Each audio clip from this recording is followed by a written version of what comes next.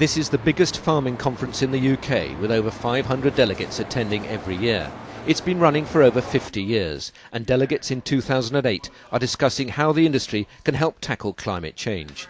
One of the main speakers was the Environment Minister, Hilary Benn. He told those present they face a host of changes which represent both a challenge and an opportunity. Changes which will demand innovation, forward thinking and optimism, but which will also value the stored knowledge of how to live in harmony with the earth that is agriculture's greatest treasure. After all, you and your forebears have been doing just that since the dawn of time.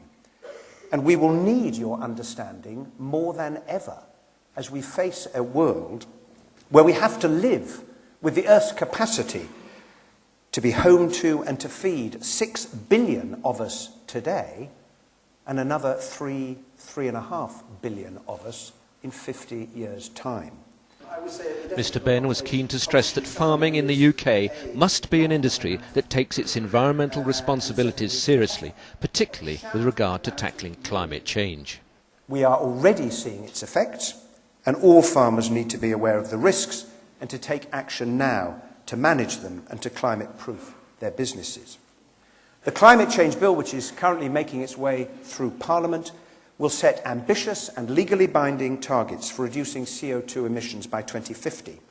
And the Committee on Climate Change will look at whether the current 60% target for reduction should be tougher, possibly up to 80%, and whether it should include other greenhouse gases.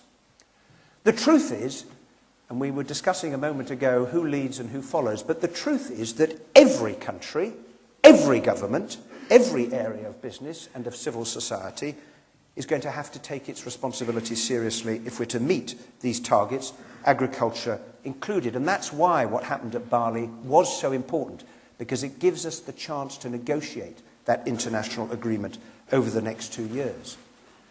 There is perhaps a tendency to think that farmers will deal with and adapt to these impacts and risks because farming has always had to cope with unpredictable weather. But in the kind of world of unprecedented and dangerous climate change, which the IPCC warns us we are now entering, that will only take us so far.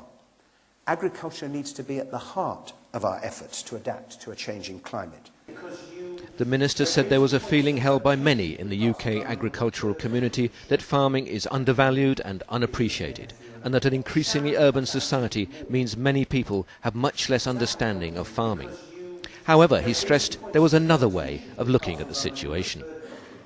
As society becomes more aware of the need for balance in life, as people take a greater interest in their food and how it's produced, and you only have to see the, 550 farmers' markets and the 4,000 or so farm shops. And as we see that living in harmony with the natural world is the only way for the future, 9 billion people, one planet, one chance to get it right. Farming has a wonderful opportunity here. An opportunity to remind us all that we literally depend on farmers for our lives. Food doesn't grow in supermarkets, it grows in the countryside of the world, and we couldn't survive without it. An opportunity to demonstrate that the industry has the capacity and the ideas to increase production to meet the challenge of a rising world population. An opportunity to encourage the next generation of farmers to come forward and take forth what this generation has built with the skills required for tomorrow's agriculture. Mr. Benn said it was essential the government supported the UK farming industry as it faces new challenges and attempts to make a transition to a different future.